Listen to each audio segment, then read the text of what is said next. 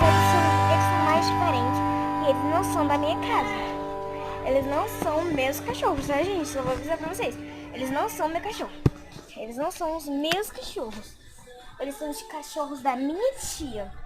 E eu vou pegar ali a cadeira para mim subir e mostrar para vocês todos os cachorrinhos da minha tia. Eles vão latir por causa que eles não gostam de estresse. Principalmente eu, que sou uma estranha para todos eles. Então, gente, vou levar a cadeira aqui pro bico. Ai, tá toda cheia de poeira. Essa cadeira, gente, vocês estão em cima da cadeira, tá? Eu tô passando aqui, dá pra ver o céu azul.